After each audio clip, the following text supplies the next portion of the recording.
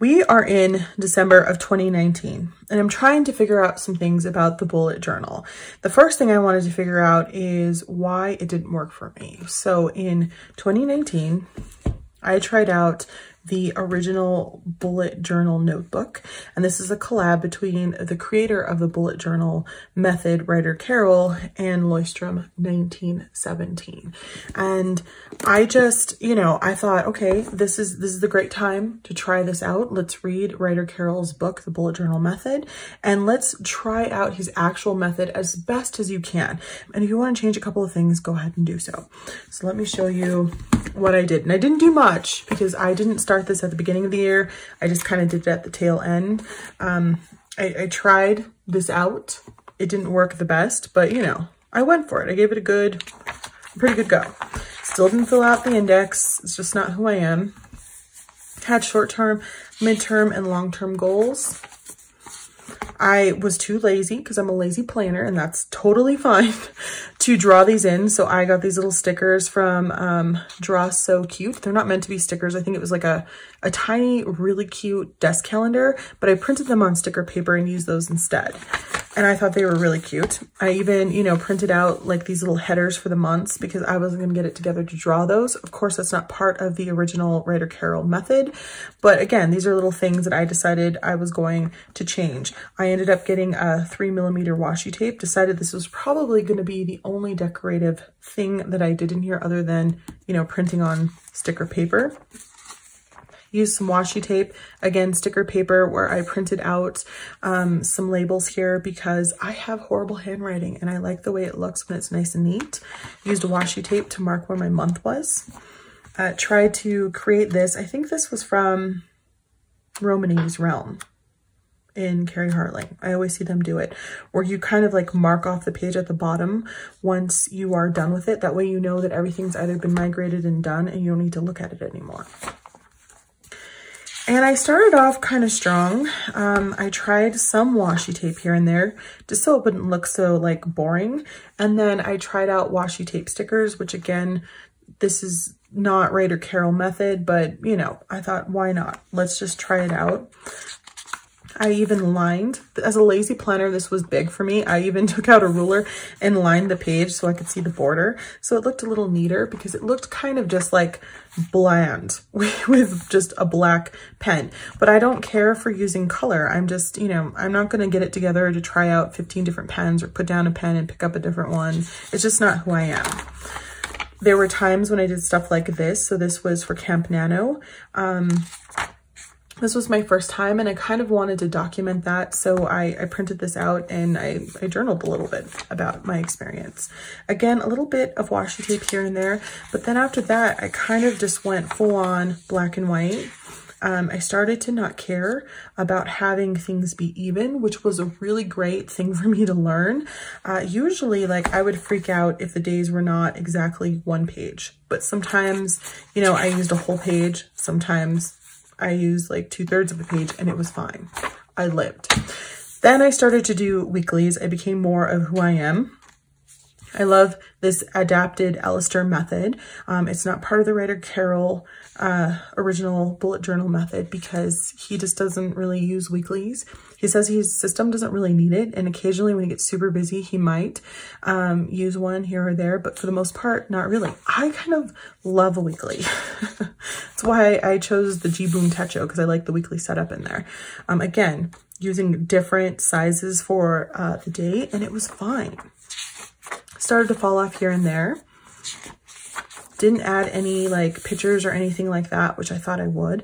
Now, the reason why this happened was I would like set up a whole week in advance because I was trying really hard to be diligent about doing the bullet journal method every single day. And that didn't happen because guess what? When the dishes are dirty, you can see that they're dirty and you don't need to write it down. Like, you just do it, you know what I mean? And I just didn't feel like I needed to track stuff on some days. So I didn't, and that was fine too, which is another great thing that I learned. Again, falling off a little here and there, going back to a weekly. Here was a week where I don't even know, I might have been not doing as much, or I might have been having back pain. So I did 3 days to a page.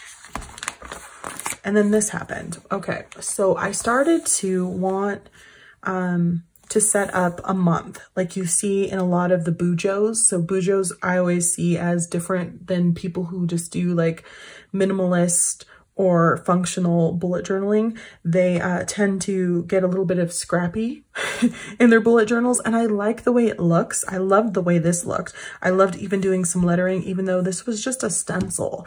It looked really cool. I added some stars. So this is September, which is the 9th month. So that's how many stars there are.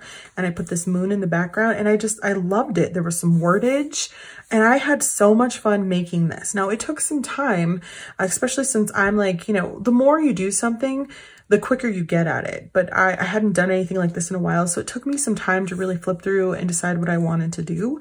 But I loved it, and it's only once a month you have to sit down and do this. I don't think I could keep this up every single day, but for the monthly, it was pretty cool.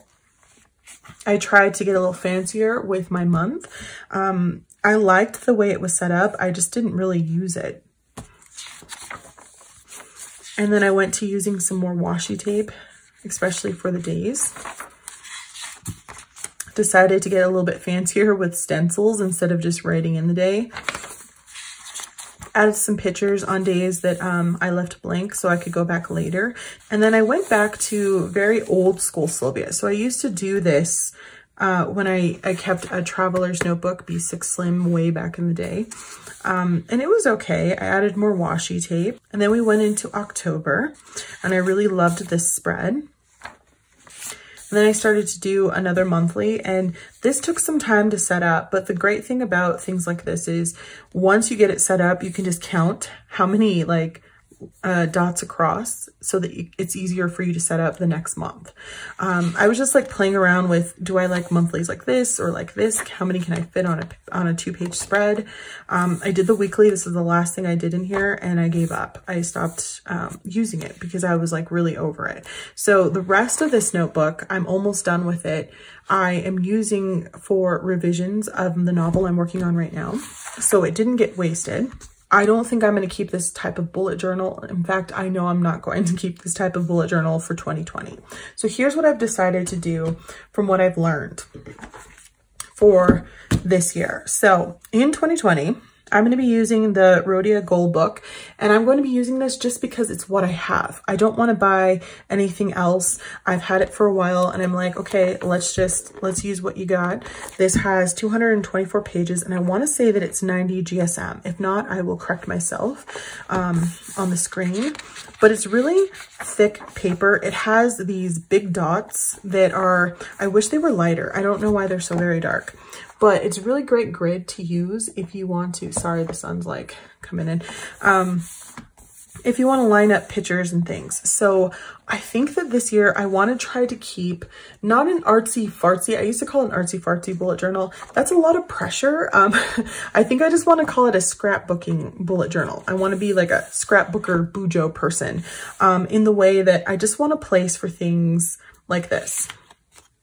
My niece and I went to the ballet yesterday. We went to the Nutcracker. It was a great time.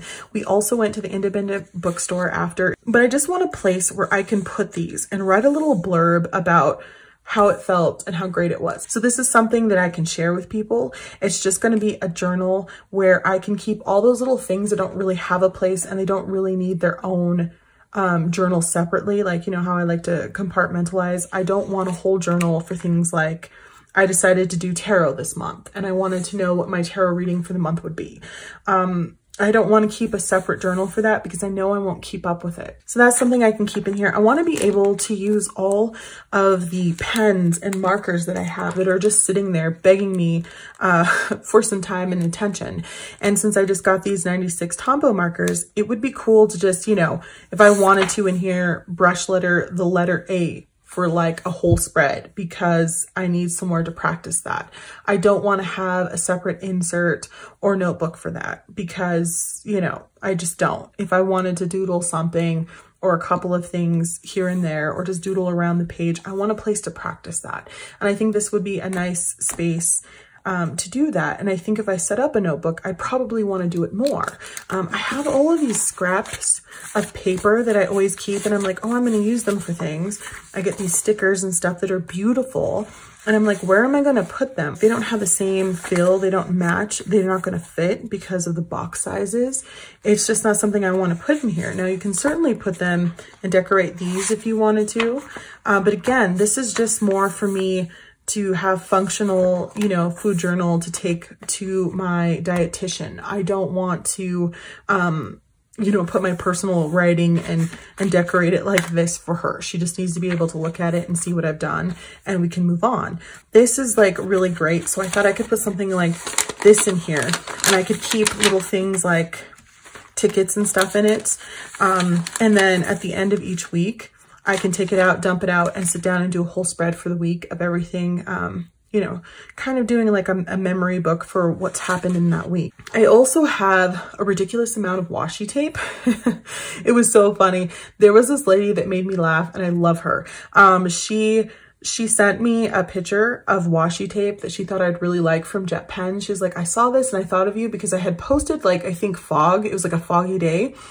And I, of course, took a picture of the exact same washi tape from Jet Pens and send it to her. And I said, yes, thank you. I love this washi tape. And she's like, of course you have it.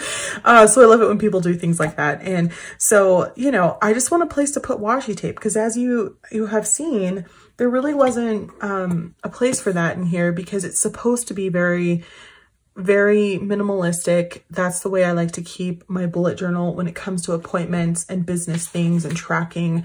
That's how this is. It's never, you know, got stickers and things. It's just not how I see this planner to be. But I really love to use these washi tape and work on my washi tape skills. I don't really have any, so I should probably develop some. And I feel like I could do that in here. So my plan for 2020 is to keep a scrapbook and bujo, because a regular bullet journal just didn't work out for me. I just need a place to kind of try to be creative when I want to, with no pressure about having to fill it out every single day, week, or month, because that's what this is for. So I just wanted a place to kind of put the memory keeping and just be able to be fun and free and artsy. So I don't know. Let me know what you think down below.